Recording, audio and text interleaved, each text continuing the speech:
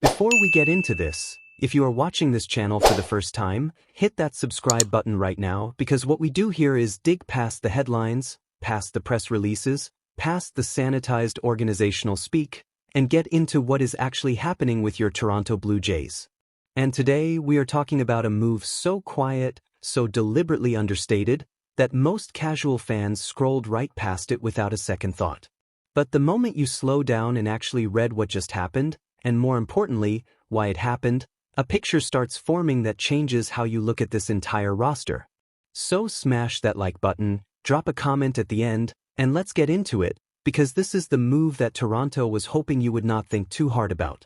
On April 4th, in the middle of a game, while most people were watching the action on the field, the Toronto Blue Jays quietly announced that they had acquired infielder Tyler Fitzgerald from the San Francisco Giants in exchange for cash considerations. No press conference. No headline splash. Not even a pause in the broadcast. Just a dry transaction line that flickered across injury reports and trade rumor websites for a few seconds before being buried under the avalanche of other Blue Jays news that week. Fitzgerald was immediately optioned to AAA Buffalo, handed a Bison's uniform, and that was essentially it. Deal done. Next item. Move along. And if you read it at face value, it is easy to dismiss. Cash for a 28-year-old who did not even make San Francisco's opening day roster.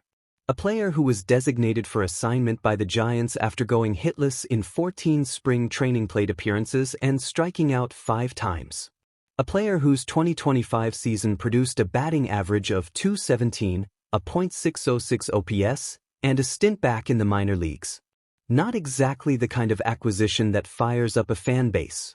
Not exactly the trade deadline blockbuster anyone is sitting around dreaming about. Just a quiet, almost invisible roster move that barely registered a ripple in the Blue Jays news cycle. But here is the thing. The quiet moves are always the ones worth watching. And when you zoom out and look at the context surrounding this acquisition, when you look at what the Blue Jays were doing the day before this trade, and the day after, and the week that preceded it, this small, silent move starts to feel a lot less like a footnote and a lot more like a confession. Because no organization adds depth to the bottom of its roster out of boredom. No front office reaches into the waiver pool for a utility infielder with a declining stat line unless something, somewhere, is making them nervous. Let's start with who Tyler Fitzgerald actually is, because the story is more complicated and honestly more interesting than his recent numbers suggest. The Giants drafted him in the 4th round of the 2019 draft out of Louisville, and for several years he was a prospect who showed flashes but never quite broke through consistently. Then 2024 happened, and for a few electric weeks in July of that year, Tyler Fitzgerald looked like a completely different player. He hit 5 home runs in 5 consecutive games. Then 7 home runs in 8 games. He became the first Giant to accomplish either feat since Barry Bonds in 2004. Let that sink in for a second. In that stretch, Fitzgerald was not just a useful utility guy. He was one of the most dangerous hitters in the entire sport, and the baseball world briefly took notice. He finished the 2024 season with 15 home runs, 17 stolen bases, an .831 OPS, and 3.0 fWAR across 96 games. That is a legitimate big league contributor. That is a player who looks, in that snapshot of time, like a legitimate piece of a winning roster. And then 2025 arrived and reality hit hard, the way it often does when a career year is built on an unsustainably high batting average on balls in play. His BOBIP cratered from the 380s back down to a more realistic range, and everything that inflated number was propping up came crashing down with it. He slashed .217 with a .606 OPS in 72 games. He got sent back to the minors. And in AAA Sacramento he struck out 62 times in 54 games, expanding out of the zone constantly and showing none of the controlled aggression that made him look like a star 12 months earlier. So the Giants designated him for assignment this year after spring training. And when Toronto picked him up for cash, the transaction made immediate sense on the surface level. He can play second base, shortstop, and corner outfield. He has a minor league option year remaining, which means the Blue Jays can shuttle him back and forth between Buffalo and the big leagues without roster complications. He has big league experience. He has genuine speed. And critically, after the Blue Jays traded Leo Jimenez to the Marlins, their infield depth in AAA had become fairly limited, making Fitzgerald's versatility a sensible addition for a team that was operating without a true backup infielder on their current roster. That last detail right there is the one that should stop you in your tracks. The Blue Jays, a team with World Series aspirations and a payroll built to compete, entered April without a reliable backup infielder on their 26-man roster. Think about that for a moment. Think about what a 162-game season does to an infield over the course of 7 months. The ankle tweaks, the hamstrings, the flu bugs that sweep through a clubhouse, the slumps that demand lineup shuffling, the late-season fatigue that asks managers to sit regulars on back-to-back days. And the Blue Jays were essentially going into that gauntlet without a safety net in the infield. The Fitzgerald acquisition is the organization admitting that out loud, even if they would never phrase it that way in a press release. And the timing of this move makes it even more revealing. The Blue Jays announced this mid-game trade just a few hours after placing all-star catcher Alejandro Kirk on the 10-day injured list. Same afternoon. Within hours of each other. So in the span of one Saturday, the Blue Jays lost their starting catcher to a fractured thumb and quietly added a utility infielder from the waiver pool. 2 moves that, on their own, look like routine roster management. Together, they paint a very specific picture of an organization that is bracing itself. Because this is where the Patrick Corbin signing one day earlier enters the conversation and turns what looked like isolated transactions into a pattern. The Blue Jays signed the veteran left-hander to a 1-year deal and immediately had him start with Single-A Dunedin, fast-tracking him toward a big league rotation spot. Corbin is 36 years old. At his peak, he was one of the best pitchers in the National League, a $200 million arm, an all-star, a postseason workhorse. What he is in 2026 is something very different. He is a veteran body eating innings during an emergency. And the emergency is real, because Cody Ponce is done for the season after tearing his ACL in his first big league appearance since 2021. Trey Yesavage is still working his way back from a shoulder impingement on a minor league rehab assignment. Jose Berrios is recovering from a stress fracture in his elbow. Shane Bieber and Jimmy Garcia are both throwing bullpens and not yet back in the rotation. The starting pitching depth that was supposed to be the backbone of this team's 2026 championship push has been reduced, in April, to Max Scherzer dealing with forearm tendinitis and a 36-year-old reclamation project making a spot start on Friday. So you step back and look at all of these moves together: Corbin, Fitzgerald, the Leo Jimenez trade to Miami that stripped infield depth from the system, the bullpen shuffles, Austin Voth designated for assignment, Josh Fleming called up, the entire construction of this roster in the first 2 weeks of the season, and a very clear and slightly uncomfortable narrative emerges. This is not a team that is adding. This is a team that is patching. This is not the posture of a franchise confidently executing a championship plan. This is the posture of a franchise reacting to chaos and trying not to let any single leak sink the whole ship. Now, to be fair to the Blue Jays organization, and fairness matters here, some of this is genuinely unavoidable. Injuries happen. Flu outbreaks happen. ACL tears and thumb fractures and shoulder impingements are not the result of poor organizational planning.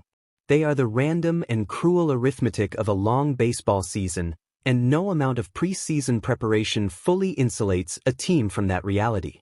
The fact that the Blue Jays moved quickly to add Fitzgerald, to bring in Corbin, to call up Brandon Valenzuela, to keep Fitzgerald in the big league clubhouse within 48 hours of acquiring him rather than leaving him in AAA, these are signs of a front office that is at least paying attention and responding with urgency.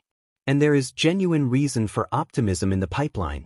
Yesavage checked out completely fine after his bullpen session and has been cleared for his second rehab start in Dunedin, targeting 4 innings and 60 pitches. Berrios is facing live hitters. Bieber is throwing bullpens. Garcia is on schedule. The wave of returning starters is real and it is coming, and when it arrives, this rotation is going to look dramatically different from the patchwork collection currently being assembled for Twins weekend. The talent on this roster, when healthy and whole, is legitimate contender talent. That is not a narrative spin. That is just the reality of the players the Blue Jays have invested in. But here is what the Fitzgerald acquisition specifically illuminates in a way that the pitching injuries do not quite capture on their own. The infield depth problem, the structural gap that forced this move, is not entirely injury-driven. The Blue Jays' current everyday infield of Vladimir Guerrero Jr., Ernie Clement, Andres Jimenez, and Kazuma Okamoto is established and talented, but the true backup depth behind that group was dangerously thin even before a single injury occurred.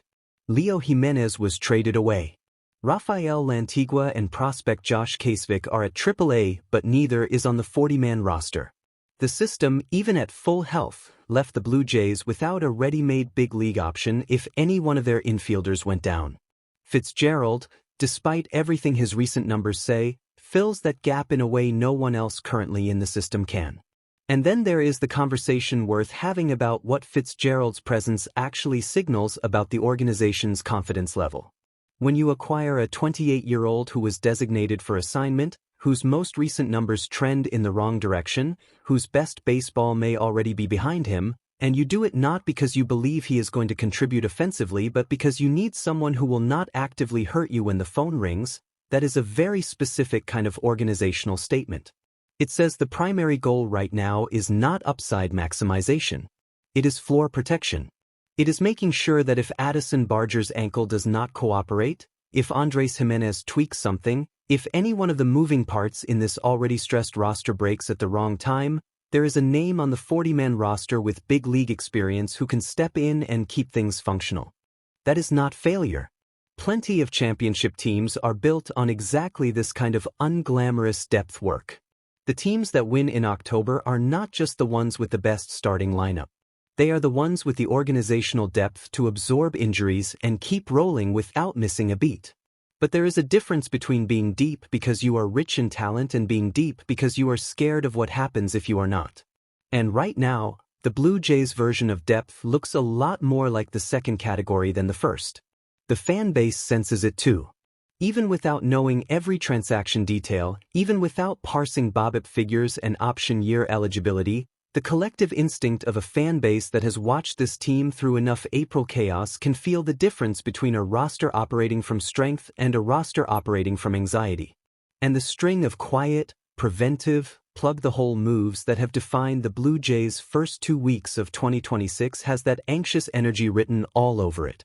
Not catastrophic, not season-ending, but nervous, reactive, unsettled in a way that the organization's public communications are working hard to paper over.